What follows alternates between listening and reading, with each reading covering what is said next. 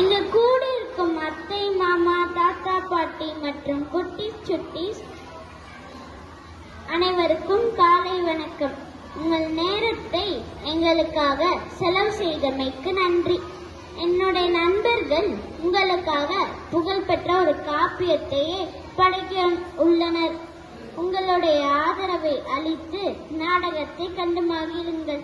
சிலப்பதிகாரம் ஒரு முன்னோட்டம். சிலம்பு, அதிகாரம் என்ற இரு சொற்களால் ஆனது சிலப்பதிகாரம். நாம் அனைவரும் அறிந்த கண்ணகி கோவலனின் கதைதான் இது. ஆம், மதுரையை எரித்த கற்புக்கரசி கண்ணகியின் கதைதான் இது. காட்சி 1. புறாவுக்காக தன் உடலை தந்து புகழ் பெற்ற மன்னர் சிபி சக்கரவர்த்தியும் தன் மகன் மீது தேரையோட்டி மனுநீர் சொல்லும் வாழ்ந்த பூம்புகார் நகரம் தான் இந்த காவேரி பூம்பட்டினம். கடல் வணிகத்துக்கு பெயர் போன நகரம். இப்போதே வணிகம் என்றால் என்ன என்று கேட்கிறார்கள். என் தாத்தா சொன்னார், எங்கள் காலத்தில் தொழில் செய்யாமல் வேலைக்கு சென்றால் பெண் தர மாட்டார்களாம் திருமணம் செய்வதற்கு. இப்போது என் அப்பா சொல்கிறார், தொழில் செய்தால் பெண் தர மாட்டார்கள் என்று. தகவல் தொழில்நுட்பத்தில் அதாங்க ஐடி எம்ப்ளாயாக இருந்தால் மட்டுமே திருமணம் நடக்கும் என்று.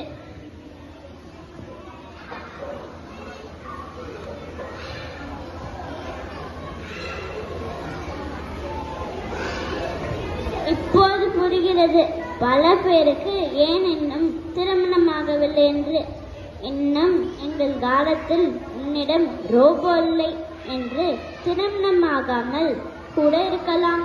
ஐயோ, இன்னும் என்னென்ன இன்னல்கள் வரக்கூடுமோ கடவுளே. சரி, போகட்டும்.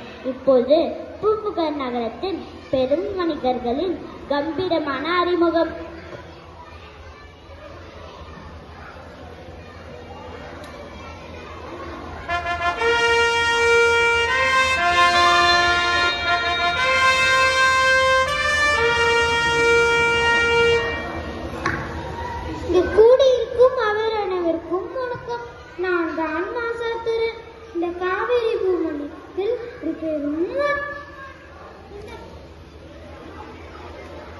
இந்த காலத்தில் எங்களுக்கு வணிகத்திலே ஈடுபாடு.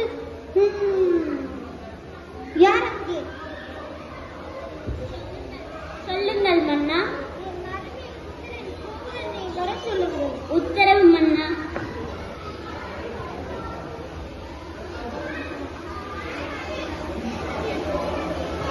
வணக்கம் அரசே. இங்கு கூடியிருக்கும் அவையோர் அனைவருக்கும் வணக்கம். நான் தான் கோவலன். கனை உணர்வும் வந்தோரை வாழ வைக்கும் பண்பும் உடையவன் நான். அரசே, தாங்கள் அழைத்ததற்கான காரணம் என்ன? என் நெருங்கிய உறவினரான மாநாயகன் மகள் கண்ணகி அவருக்கு மனமுடிக்க செய்துள்ளது. உன்னுடைய விருப்பமோ? தாங்கள் எடுக்கும் முடிவே எனக்கு சம்மதம். அப்படியே ஆகட்டும். காட்சி 2. காவேரி பூம்பட்டினத்தின் கண்ணகியின் அறிமுகம். இதோ காவேரிப்பட்டினத்தின் தலை சிறந்த கடல் வணிகர் மாநாயகன் வருகிறார் வருகிறார் வருகிறார்.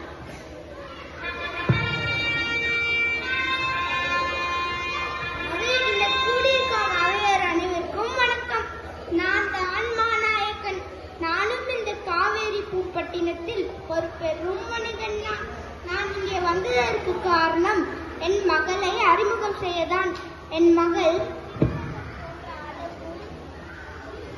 சிறந்த குணமுடையவள் தான் என் மகள். அவள் தான் கண்ணகி. எங்கே என் தவ புதல்வி? என் மகளே, இங்கே ஓடிவா. இதோ வந்து விட்டேன் தந்தையே. என்னை அறிமுகம் செய்து கொள். அனைவருக்கும் வணக்கம். நான் தான் இந்த காப்பியத்தின் தலைவி கண்ணகி. நான் பல இலக்கிய நூல்களை கற்றுள்ளேன். நான் எனது விருப்பம் போல் குரலிசையும் யாழிசையும் பெற்றுள்ளேன். என்னை போன்ற அழகும் அறிவும் உள்ள பெண் இந்த பட்டினத்தில் எவருண்டோ? காட்சி 3. கோவலன் கண்ணகியின் பிரம்மாண்டமான திருமண நிகழ்வின் தொகுப்பு. இங்கே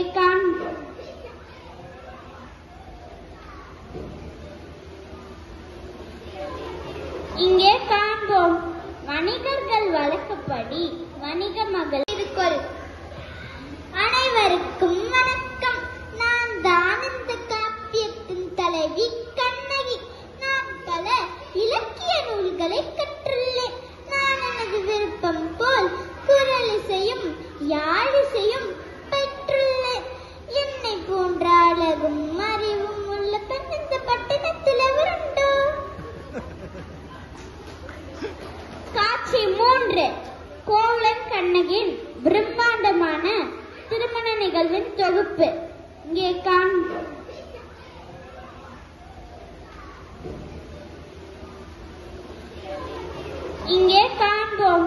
வணிகர்கள் வழக்கப்படி வணிக மகளில் சிலர் யானை மீது அமர்ந்து வீடு வீடாக சென்று திருமண செய்தியை பரப்பினர்.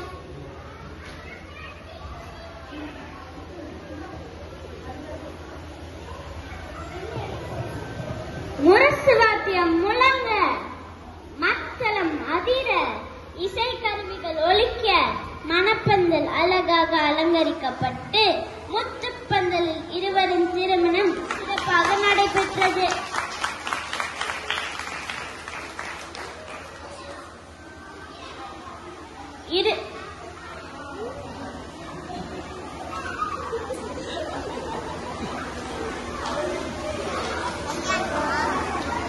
இருவரும் மனையரும் பூண்டு இன்புற்று வாழ்ந்து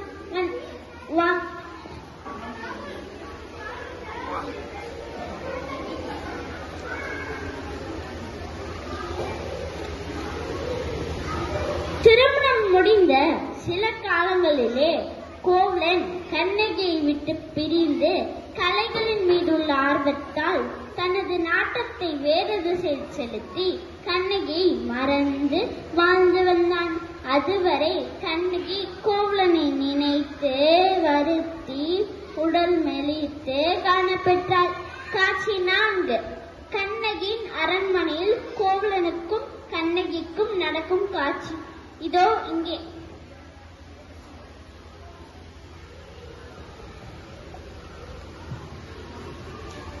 தாயே, என் சொந்தமே, என்னை மன்னியும் அம்மா. மன்னா, நான் உங்களை மன்னிப்பதா? இல்லை கண்ணகி, நான் வேற ஒரு சிந்தனையில் என் கலை மீதுள்ள ஆர்வத்தால் என் செல்வத்தை எல்லாம் இழந்து உன் முன்னொரு பிச்சைக்காரனாக வந்து நிற்கிறேன். என்னை மன்னித்து விடு. ஐயோ மன்னா, என்னை சங்கடப்படுத்தாதீர்கள். வேண்டாம் வேண்டாம். நாம் இழந்த செல்வத்தை எல்லாம் மீட்க வேண்டும்.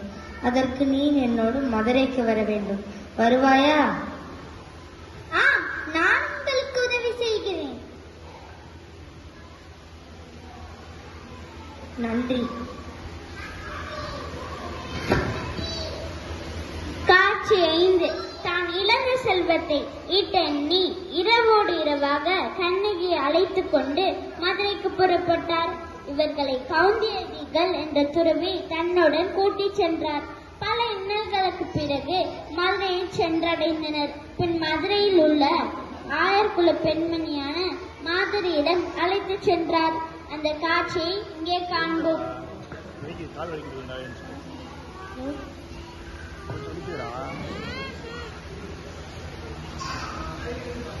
வணக்கம். வணக்கம் தாயே.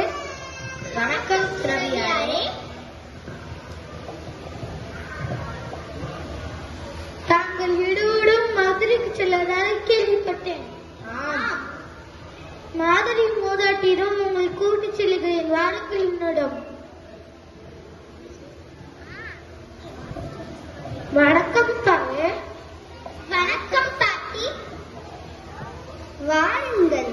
நீங்கள் தான் காவேரி பூம்பட்டினத்தில் பெரும் வணிகர்களுடைய செல்வங்களோ? ஆம் பாட்டி. உங்கள் பணிப்பெண்ணாக என் மகள் ஐயையை அனுப்பி வைக்கிறேன். நீங்கள் இங்கு எவ்வளவு காலம் வேண்டுமானாலும் தங்கிக் கொள்ளலாம். நன்றி பாட்டி. அப்படியாகட்டும். காட்சி 6. கோவலன் மதுரை நகருக்குள் சென்று அங்குள்ள அங்காடி வீதி, அறுவை வீதி, குலவீதி,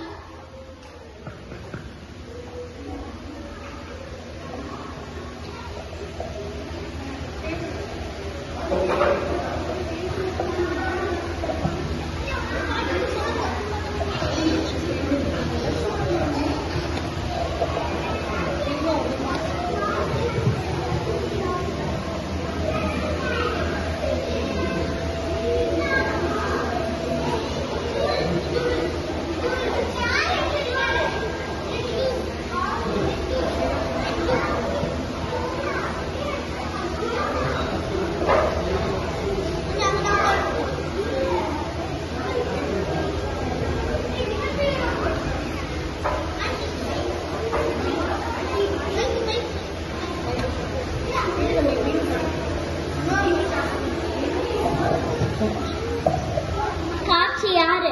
கோவலன் மதுரை நகருக்குள் சென்று அங்குள்ள அங்காடி வீதி, அறுவை வீதி, கூலவீதி, ரத்ன கடை தெரு ஆகிய பல வீதிகள் வழியாக சென்று இறுதியில் மன்னருடைய பொற்கொல்லனை சந்தித்தான். அந்த காட்சி இதோ இங்கே ஒரு கற்பனையில். வணக்கம். வணக்கம்.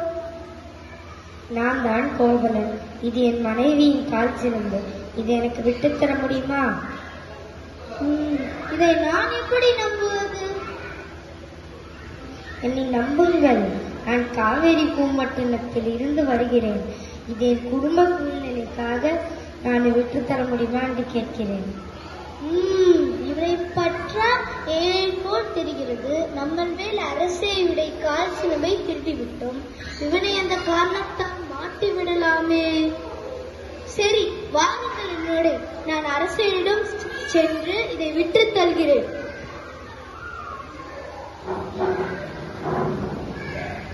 காட்சி 7. கோவலனுக்கு அளிக்கப்பட்ட தண்டனையின் ஒரு பார்வை இங்கே காணலாம். வணக்கம் அரசே. வணக்கம். யார் நீங்கள்? நான் தான் கோவலன். இது என் மனைவியின் கால் சிலம்பு. இல்லை, இவன் பொய் சொல்கிறான். இவன் தான் உங்கள் மனைவியின் கால் சிலம்பை திருடிவிட்டான். இல்லை, இது என் மனைவியின் கால் சிலம்பு. இவன் தான் அவனா? இல்லை இல்லை இல்லை இல்லை இல்லை இது என் மனைவியின் கால் சிலம்பு. போதும், நிறுத்து. இவனை இரண்டாக பிளந்து தூக்கி எறியுங்கள். இதுவே தண்டனை. இல்லை இல்லை இல்லை. காட்சி 7. காட்சி 8. பாண்டிய மன்னர் கோவலன்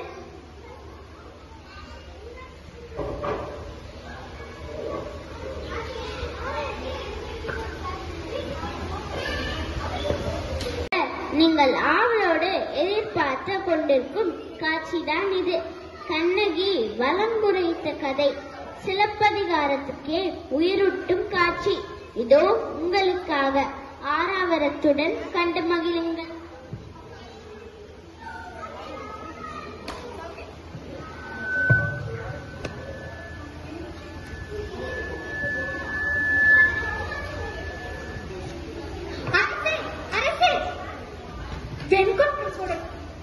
வெண்கொற்றப்படையும் செங்கோலும் கீழே விழுந்து அரண்மனை வாயில் கட்டிய பணி குறுகியதாக கனவு கண்டேன். நமக்கு ஏதோ துன்பம் வரக்கூடும் போல.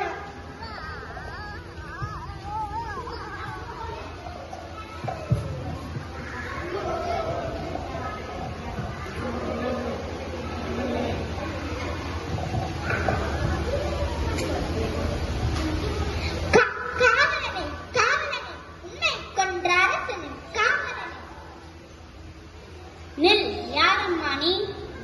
ஒற்றை சிலம்பு கையில் கணவனை இழந்த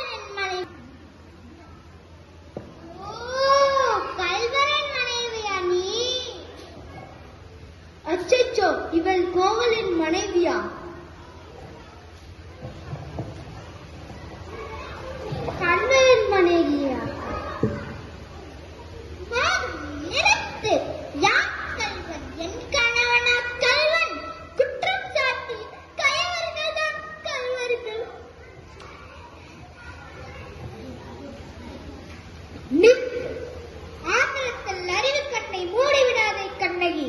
உண்மையை அறியாமல் தண்டனை கொடுத்தீர்களே, இதற்கு பேரா நீதி? இதற்கு பேரா நியாயம்? இதற்கு பேரா நேர்மை? உமக்கு பேரா அனக்காக்கும் மன்னன் என்ன? உன் கணவனின் கைகளில் இருந்தது என்னுடைய கால் சிலம்பு. கோகுலம் தேவியின் சிலம்பு இல்லை, கோகுலம் தேவியாம் என்னுடைய சிலம்பு. நீதான் குற்றவாளி. என்ன? நான் குற்றவாளியா? என்னால் நம்ப முடியாது. அதற்கு அடையாளம் உன் சிலம்பு என்று நிரூபித்துக் காட்டுவாயா? பாண்டியா, உன் மனைவியின் பழைய சிலம்பிலே உள்ள பறவைகள் முத்துக்களா மாணிக்கங்களா? முத்துக்கள், கொற்கை முத்துக்கள். இந்த முத்துக்கள் என்னுடையது மாணிக்கற்கள். இன்னொன்று சிலம்பு மாணிக்கங்களா? தமிழகம் சிரிக்கிறது பாத்தியா? நீ நீதி வழங்கிய கம்பீரம் எங்கே? உனக்கு எதற்கு செங்கோ? உனக்கு எதற்கு மணிமுடி? இன்னைக்கு தமிழகமே என்னை மன்னித்திரு, தாயே என்னை மன்னித்திரு, கண்ணகி நீயும் என்னை மன்னித்திரு. கணவன் கல்வன் அல்ல, நானே கல்வன். அரசே, அரசே, நீதி தவறியதால் வளைந்த செங்கோலை உங்கள் உயிரை கொடுத்து நிமர்த்தி விட்டீர்கள். அழியட்டும், அழியட்டும், எல்லாம் அழியட்டும். மதுரை ஒழியட்டும், தீ பரவட்டும்.